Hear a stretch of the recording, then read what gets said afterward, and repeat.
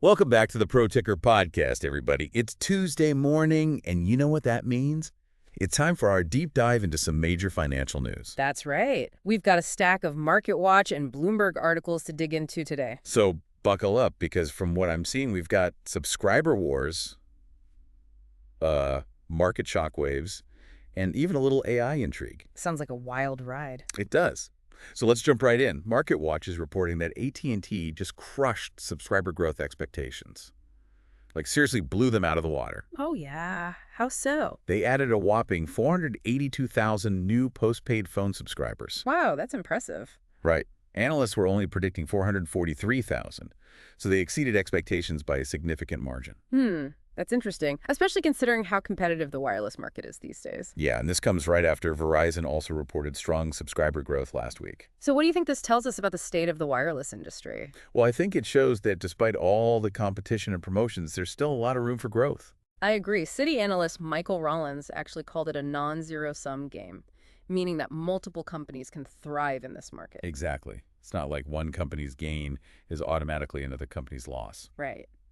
Makes you wonder what T-Mobile's report will look like when they release their numbers. Yeah, good point. Yeah. Okay, so not only did AT&T beat subscriber expectations, but they also crushed their free cash flow predictions. Oh, wow. How much did they pull in? A cool $4.8 billion, according to MarketWatch at least. That's a lot of cash. It is. And MoffettNathanson analyst Craig Moffett even suggested that this could lead to bigger dividend payouts and stock buybacks for investors. Interesting. So it's not just about attracting new subscribers, it's also about rewarding the ones they already have. Exactly. All And right. they're not just killing it in the wireless space either. They also added 307,000 new fiber broadband subscribers. Wow. So they're really firing on all cylinders. It seems like it. But let's shift gears for a moment and talk about a story that's got investors a little bit on edge. Oh, yeah. You've probably heard about this Chinese AI startup called DeepSeek, right?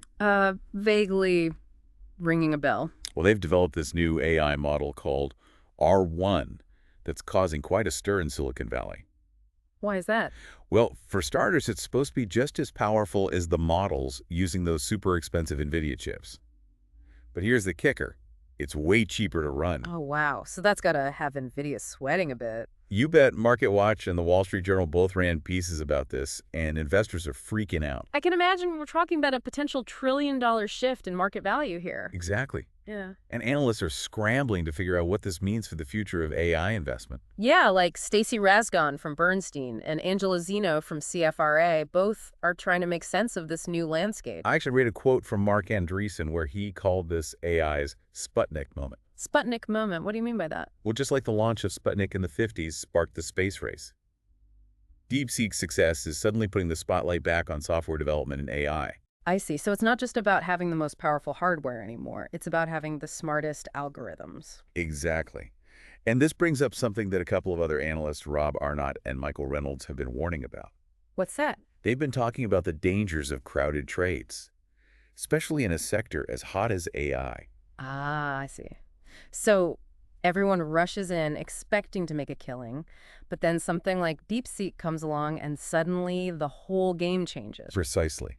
And this situation is a prime example of why diversification and a balanced approach to investing are so important. Absolutely. You never want to put all your eggs in one basket, especially in the fast-paced world of technology. Couldn't agree more. Ah. Now, speaking of companies facing challenges, MarketWatch has a piece on Boeing that caught my eye. What's going on with Boeing? Well, apparently they're considering selling off some of their businesses. Really? Why would they do that? It seems like they're trying to streamline their operations and focus on their core strengths. Which are? Commercial airplanes and defense systems. Those are their bread and butter. Makes sense. They've got a ton of competition these days, from Airbus to SpaceX to Blue Origin. Exactly. Yeah. And Tony Bancroft from Gabelli Funds thinks that a leaner Boeing could be a good thing for investors, How so? while he believes it could potentially boost their valuation and restore some investor confidence. Interesting. So it's like the old saying, less is more. Pretty much. Yeah. All right, let's switch gears again, shall we? Sure. What's next? Let's talk crypto, specifically about a rather concerning trend that MarketWatch is reporting on. What's that? Well, apparently, a new study has revealed that a staggering 88% of cryptocurrency owners aren't reporting their gains to the IRS. Wow, 88%. That's a lot of people flying under the radar. It is. And it's no surprise that the IRS is cracking down on crypto-related tax evasion. Especially with Bitcoin on the rise again. Right. Professor Melling, one of the authors of the study, said that even with a crypto president a few years back, the IRS is determined to collect their due. So basically, whether you like it or not, the tax man is coming for crypto. Yep. You can't escape the long arm of the law, even in the decentralized world of digital currencies. Word of caution to all the crypto enthusiasts out there. Agreed. Yeah. Okay, before we move on to part 2, let's do a quick rundown of some other notable headlines. Sounds good. First up, we have the S&P 500 taking a bit of a dip yesterday, closing down 1.46%. Huh. Interesting to see how value stocks held up better than growth stocks, though. Yeah, that is interesting. Bloomberg also reported that Jaguar Land Rover is seeking a $500 million loan. $500 million.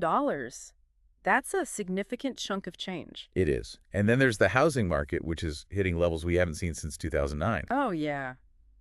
What's happening there? Well, MarketWatch says that the number of newly built homes for sale has reached a new high. So a lot of new inventory coming onto the market. Exactly. Yeah. And lastly, it seems like everyone's waiting with bated breath to hear what Fed Chair Jerome Powell has to say. About? Well, everything, really. Yeah. The economy, inflation, interest rates, you name it. Those Fed announcements always send ripples through the markets. For sure. So, yeah, lots to keep an eye on. All right, let's take a quick break, and then we'll come back for part 2, where we'll dive even deeper into some of these topics. Sounds good. We'll be right back after this. Welcome back, everyone. All right, so we're back, and I gotta say, this DeepSeek story is really sticking with me. Yeah, it's definitely a game changer. I mean, this small Chinese startup just comes out of nowhere, and suddenly Silicon Valley is scrambling to catch up. It's a classic David and Goliath story. Right, and the Wall Street Journal even called it the day DeepSeek turned tech and Wall Street upside down. Catchy title. What's really fascinating is that their AI model, R1, is challenging the whole paradigm of needing mountains of expensive hardware. Yeah, it's like they're saying you don't need to spend billions on NVIDIA chips to achieve groundbreaking results. And the fact that R1 is supposedly cheaper to run just adds fuel to the fire. No wonder NVIDIA's stock took such a massive hit. Yeah. MarketWatch reported that they lost almost $600 billion in market value in a single day. Wow, that's got to be some kind of record, right? It is. Actually, it's the biggest single-day loss for a public company ever. That's insane. And it really highlights the whole disrupt or be disrupted nature of the tech industry. Absolutely. No one is safe. Not even the giants. So where does this leave companies like Microsoft and Google, who have also invested heavily in AI? Well, that's the million-dollar question. Hmm. And as we were discussing earlier, this whole DeepSeek situation really underscores the risks of crowded trades. Right. Everyone piled into AI investments, assuming that companies like NVIDIA would dominate the market. But now the landscape has shifted, and those assumptions are being challenged. It's a reminder that no investment is foolproof and diversification is key. Absolutely. Speaking of investments, I was reading a really interesting article in the Wall Street Journal about a new type of ETF. Oh, yeah. What kind of ETF? It's designed to appeal to investors who are interested in things like Bitcoin, but are also wary of the volatility. So basically, they want exposure to the potential upside, but without the risk of losing their shirt. It's exactly. The article specifically mentioned the Calamos Bitcoin Structured Alt Protection ETF, ticker symbol CBOJ. Okay, I've heard of that one. They basically use a combination of safe investments and options contracts to guarantee that investors won't lose their initial investment over a year. Wait, so even if Bitcoin crashes, they're covered? That's the idea. It's like having your cake and eating it too. Well, almost. There's got to be a catch, right? There is. To provide that downside protection, they cap the potential return at 11.65%. I see. So you're limiting your potential gains in exchange for peace of mind. Exactly. It's a trade-off. Yeah. But for investors who are more risk-averse, it could be an attractive option. It's like choosing between a roller coaster and a merry-go-round. Yeah, that's a good analogy. Yeah. And the Wall Street Journal article pointed out that these types of ETFs are becoming increasingly popular. It makes sense. People are looking for ways to protect their investments in these uncertain times. Especially with all the geopolitical risks and economic uncertainty we're facing. Right. Like what's happening with former President Trump and his calls for lower oil prices. Yeah. CNBC is reporting that he's been putting pressure on OPEC. Interesting. What's his reasoning behind that? Well, he believes that lower oil prices would hurt Russia financially and potentially help to end the war in Ukraine. It's a bold strategy. It is.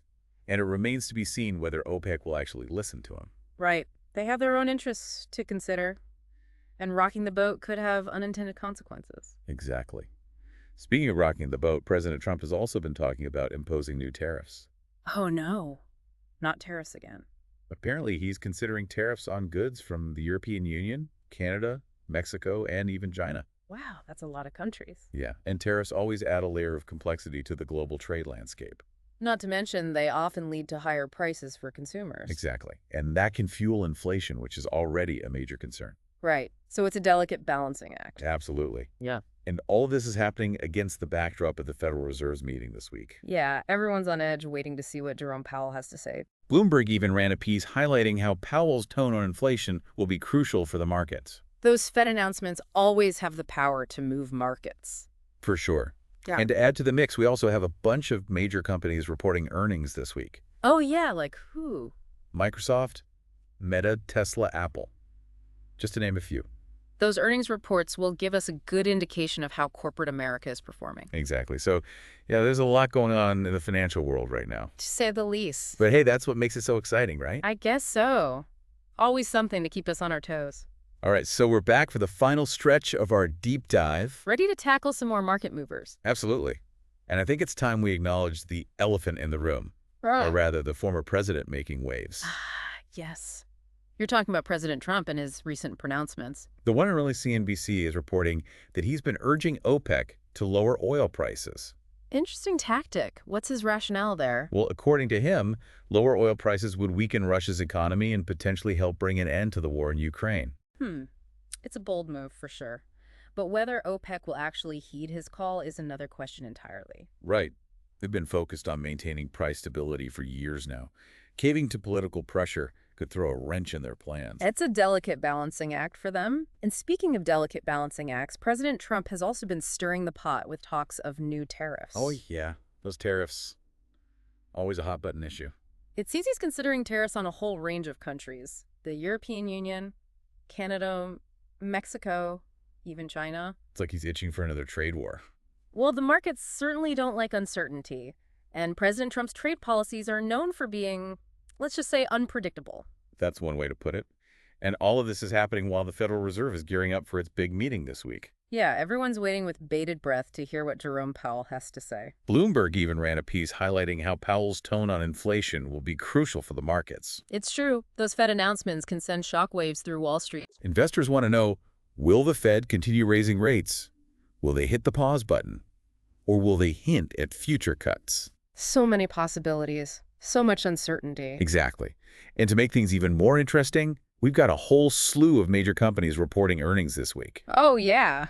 Who's on the docket? Well, we've got Microsoft, Meta, Tesla, Apple. The list goes on. Those earnings reports will give us a glimpse into how corporate America is navigating these turbulent times. For sure. So, yeah, a Is lot to digest in the world of finance these days. Yes, always. But that's why we're here, right? To break it all down and make sense of it. Exactly. So, to our listeners, thanks for joining us on this whirlwind deep dive. We'll be back tomorrow morning with more headlines and insights. Until then, stay informed and stay ahead of the curve.